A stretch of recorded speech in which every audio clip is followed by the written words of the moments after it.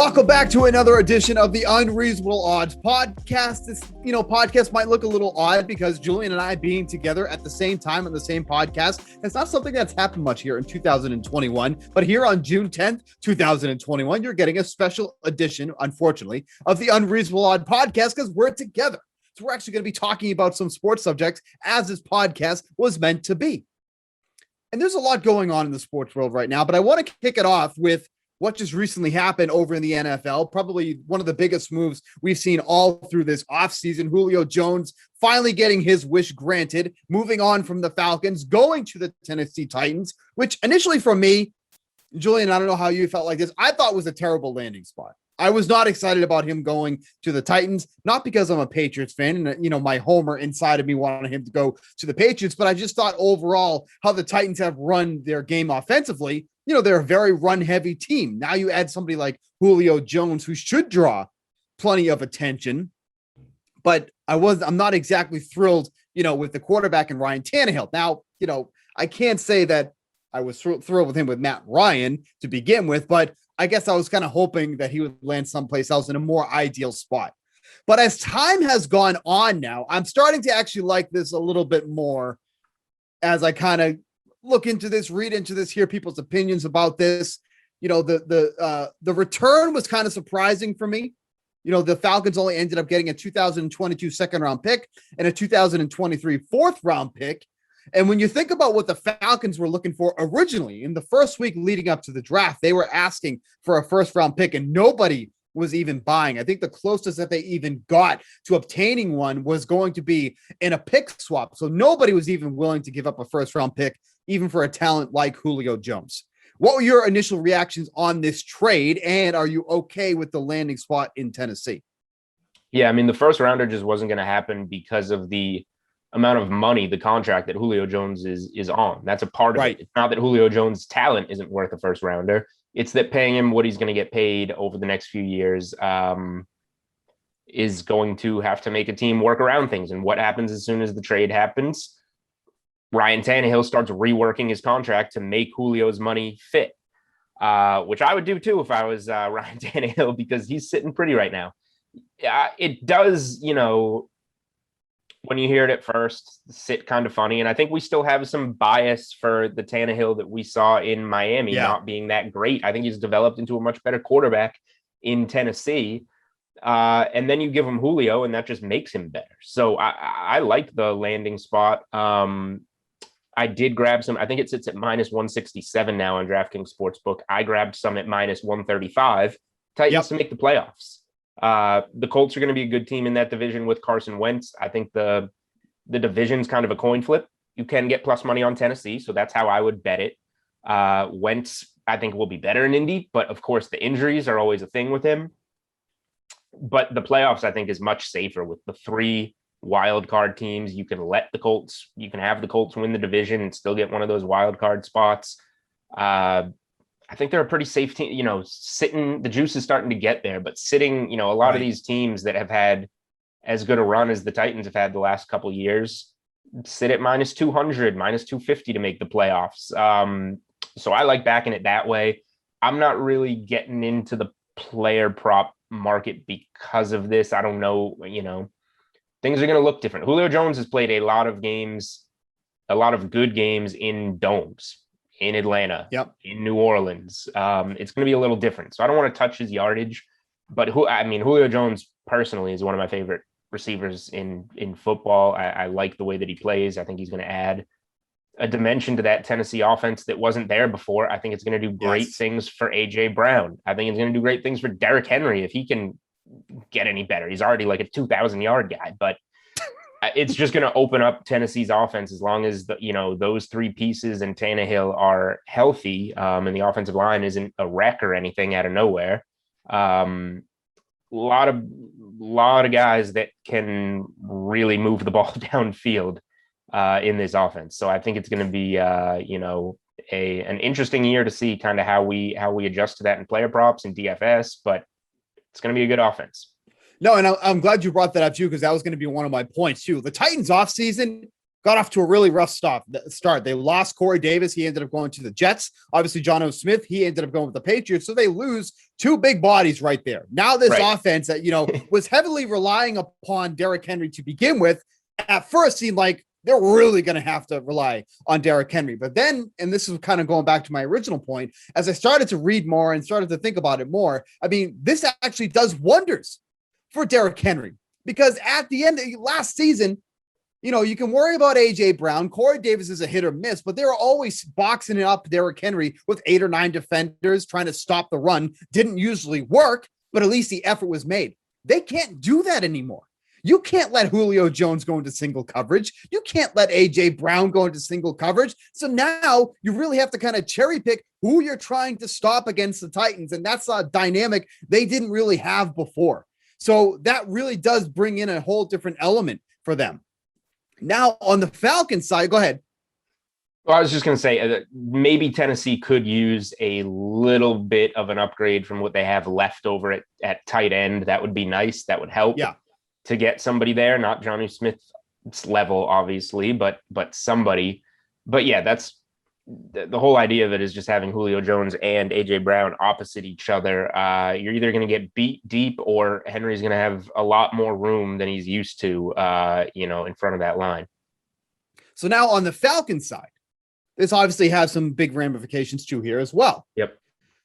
Calvin Ridley is now the bona fide wide receiver 1. We've seen him play that role multiple times, because at least if there's one thing that we can say about Julio Jones for sure, is that he deals with a number of injuries. So there is no guarantee that he's going to play all 17 games this season. But this also opens up Russell Gage.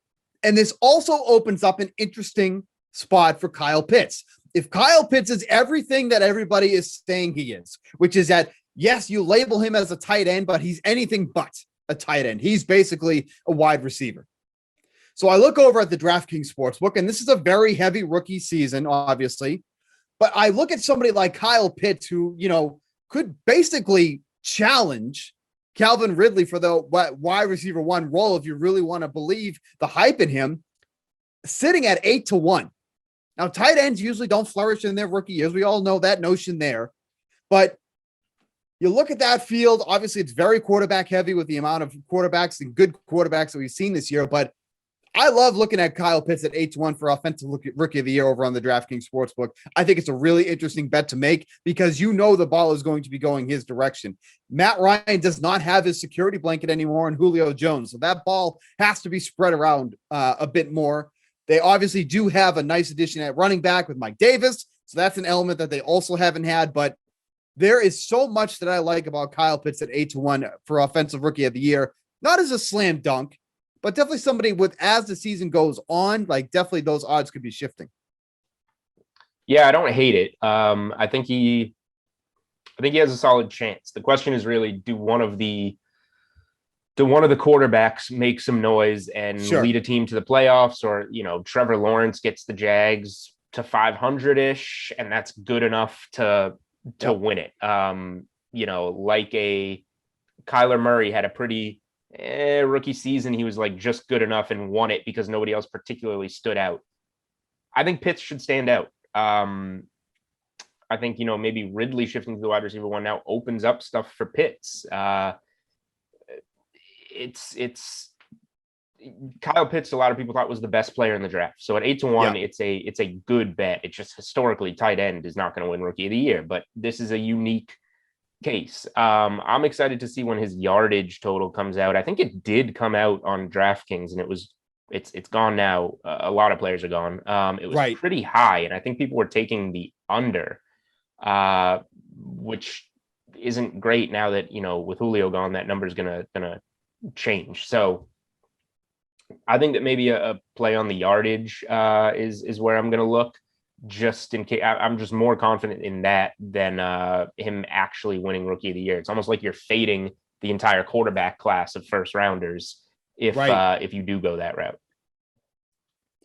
So that is some of the one of the bigger news in the NFL as of right now, but let's shift our attention over to the NBA. We have two games going tonight here, Thursday, June 10th. We have the Nets and Bucks. The Nets looking to kind of really just put a stranglehold on this series, leading 2-0 over the Bucks. Only game two for the Clippers and Jazz. Utah with the early lead in that one, 1-0. What are your kind of leans on this one coming up? Obviously, the Nets, like I just mentioned, could really just kind of put this one away. The Bucks have almost look pretty lifeless so far. And then Clippers and Jazz. I know there's been a lot of love for the Clippers coming into this series. So where are you kind of leaning here for Thursday's games?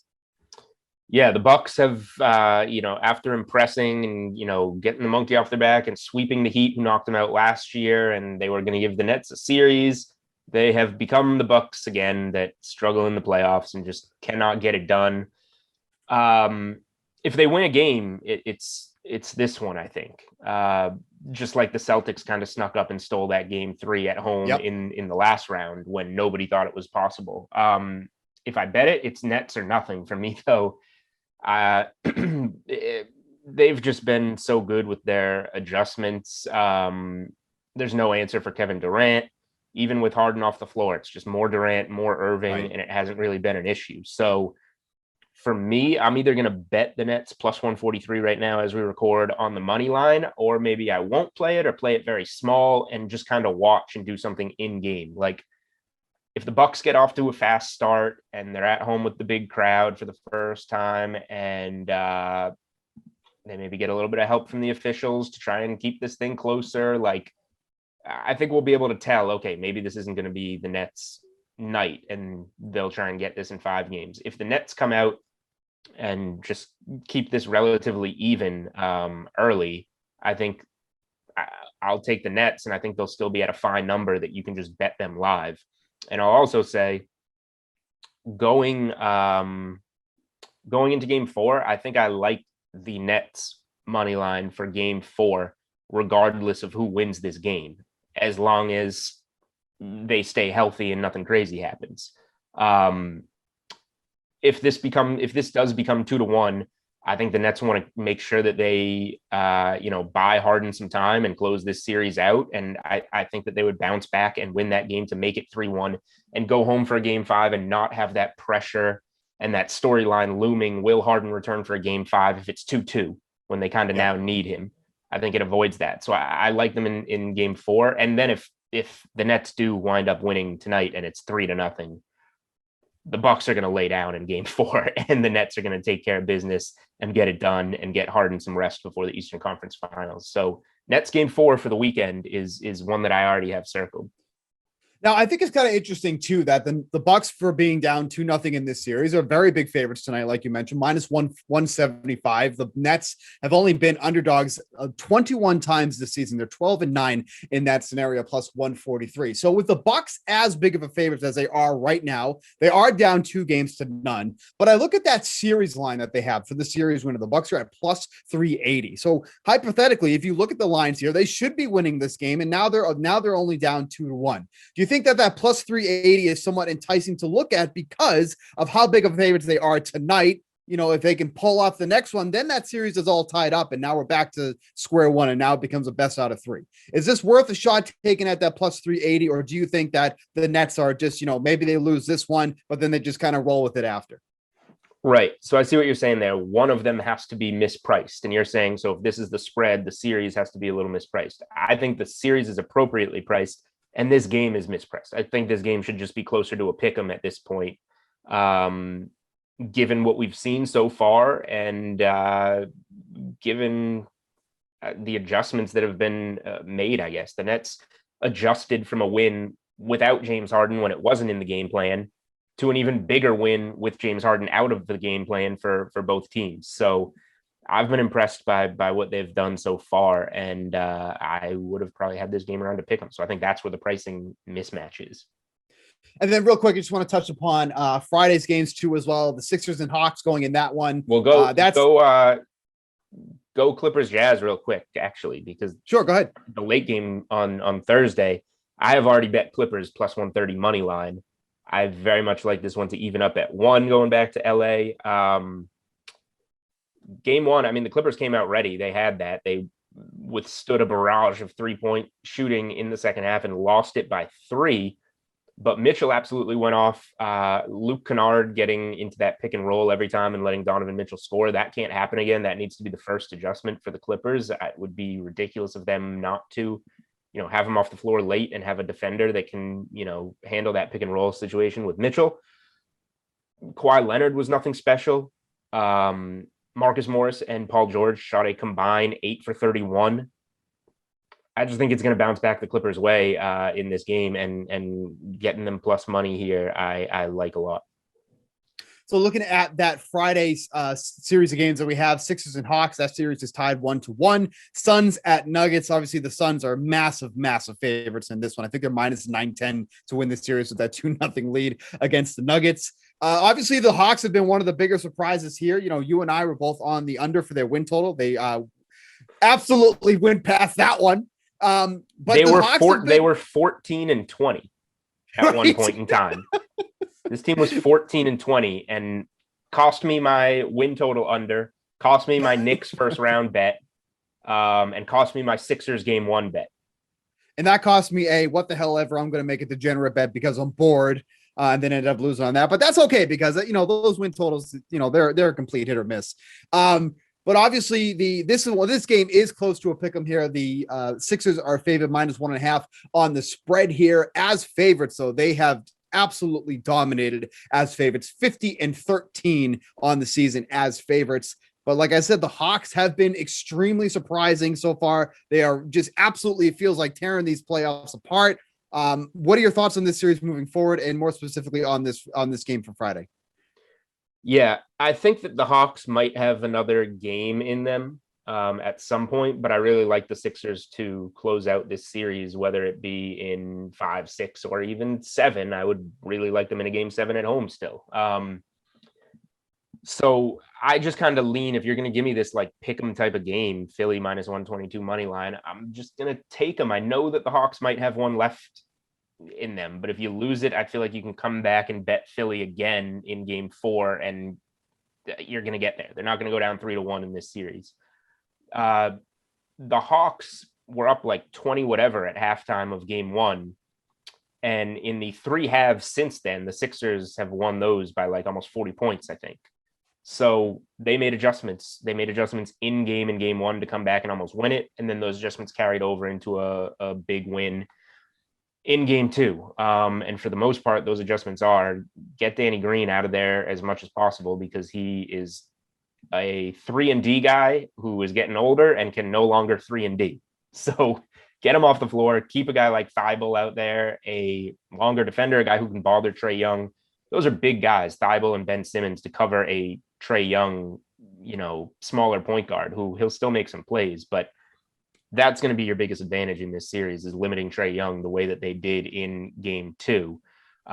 Nobody can cover Embiid. The Hawks are going to make some shots. They're a good young team. They're exciting, but Philly gets this done. If you're really tempting me with this minus 1.5, minus 122 money line, like I think I'm going to be betting the road team in every game Thursday and Friday night to get it done, which tips my cap for this Phoenix Nuggets or shows my hand for this Phoenix and Denver game. Jokic gets the MVP award before the game. Fun story, but this is kind of like a lightweight battle of Bucks Milwaukee or Brooklyn Milwaukee, in the sense that the Suns mopped the floor with the Nuggets in the first 2 games, and now they're underdogs in game 3. Like, is it going to swing back to Denver? Everything I've seen from the Suns is that they just have this in complete control, and the Nuggets just don't have an answer for Chris Paul, Booker. Ayton can hold his own. Bridges and Crowder are doing their jobs out on the wing. If you're going to give me the Suns at plus money, I'm probably going to take the Suns. And you look at the Suns too, as away underdogs against the spread. They're 8-3 and been covered by an average of 5.2 points. So they have just thrived in this scenario. And again, this is kind of like you said with that Nets and Bucks game. You look at the series line on this one, it's minus 910 for the Suns. Like, it's so astronomical, and yet the Nuggets are favored in this spot. It's kind of incredible to see this. This one, I agree with you on. Something has to be mispriced here. And I think it's game 3 that's mispriced, because if the Suns are -9, whatever, to win the series, like there's literally no shot for the Nuggets unless there's an injury to the Suns, like there was to the Lakers in the first round, because the Lakers at one point in time were also -900 and the Suns won that series, but that took an Anthony Davis injury. So it'll take a similar Chris Paul, Devin Booker type of injury to swing it back to Denver. And Chris Paul does get hurt. So let's not, especially in the playoffs, let's not rule that out. But if Phoenix is a -900 favorite in the series, why are they an underdog in a game? Right. I mean, to be fair, Denver has done well at home during the season. So, I mean, I guess that is where that would land, I guess, because you look at Denver's record, 27-12 straight up at home this season, and they've covered on the spread by an average of just under 2 points. So there is that. But, like you said, like with the way that the Suns have played so far in this series, it just doesn't feel like that they have a chance. I mean, maybe they seal this one at home, but this is just, it just seems like very oddly priced, in my opinion. And if Denver does get this game, like, I feel like it's because they stepped their offense up to keep up with the Suns. Like, I don't think the Suns are going to have like a 98-point dud. They've been scoring in the 120s the first 2 games of this series after things were kind of a slower pace against the Lakers. So Suns team total isn't out yet, but if you don't want to back the money line, you're afraid Denver gets it, it's going to be because they score and keep up. So I would look at maybe the Suns team total over, getting that in a win or a loss. Any other closing thoughts before we move on from NBA? Not really, other than like, so, I've been piling on the Nets to win the East all season. That's -250 now. So you probably don't want to do that, but look at who's left in the West. The Clippers could give him trouble if they got there. The Suns could give some trouble if they got there, but Brooklyn would be and will be a huge favorite in the finals when they win the East. They're still on the board at +120 to win it all, getting that plus money. If they win tonight, if they win Thursday night, plus money could be gone for the Nets to win the title the rest of the way out. So Thursday, +120, Nets to win it all. I would probably get in there again. All right, so just quickly want to touch upon MLB tonight too as well. Only 6 games on the dock tonight, so not a really like a full one here. I just wanted to point out this astronomical total going over with the Yankees and Twins. This is playing in Minnesota. I had to make sure this game wasn't in Coors Field for some whatever reason, but the over-under is at 11. 11 runs tonight in MLB in a non-Coors Field game. I cannot tell you the last time I saw a total that high. Absolutely astronomical. Michael King, who's been in the rotation, this will be his 3rd start going against Jay Happ, who just can't get outs at all. For somebody who doesn't, I was gonna say, normally I have my baseball articles, some best bets, some stacks or whatever, and this is my first year kind of focusing on other things and being off of baseball, and NBA goes later. So like, when I'm out of the loop, I had to look up the pitching matchup. I'm like, are these guys this bad to have this total?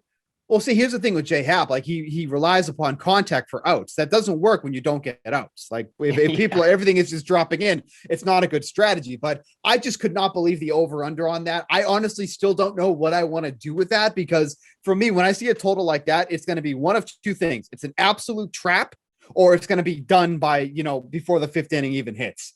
But that is just such a large total that I was shocked that not only did it, open at that, but it's been sitting there too as well, that it hasn't gone one way or the other. So I just thought that was such a crazy one to do. One other thing I did want to bring up is that I've been doing a lot of run line bets. I really are starting to like those. Underdogs are just the play. They're just absolutely the play so far this season. Underdogs on the run line are hitting at 58%. 58%.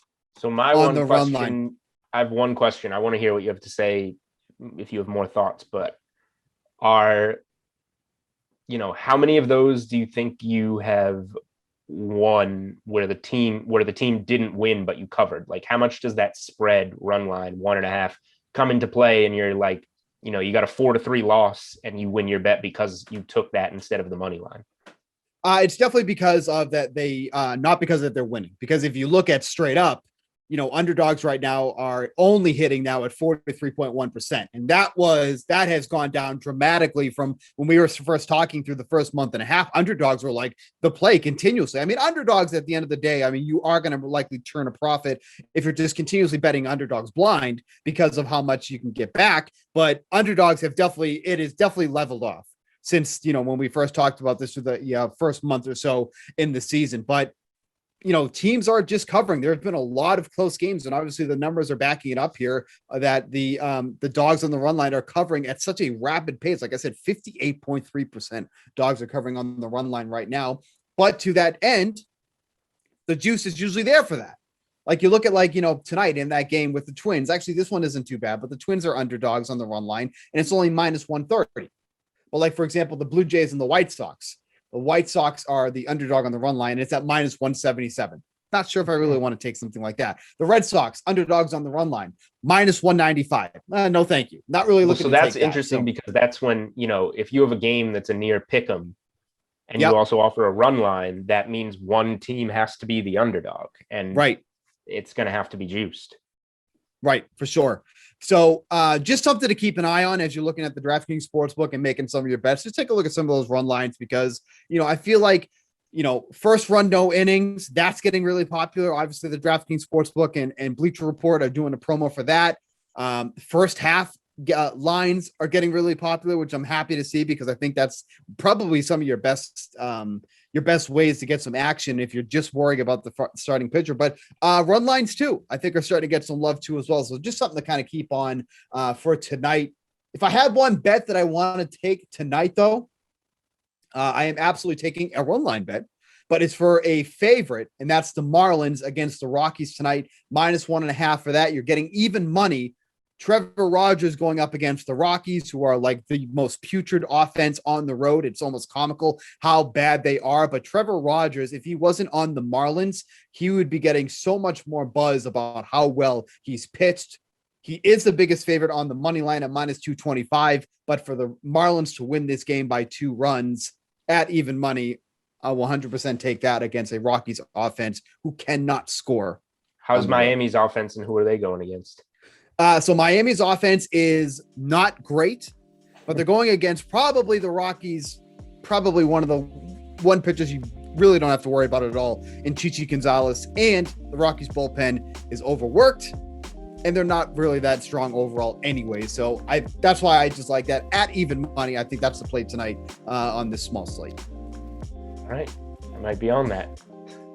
That's going to probably do it for this edition of the Unreasonable Odds podcast. We'll be back next week. Julian, of course, will have some more NBA talk as we get closer to the conference finals. We'll get into that, some NFL talk, I'm sure, and some more MLB talk. So for Julian Edlow, I'm Steve Buchanan. We will catch you maybe next week.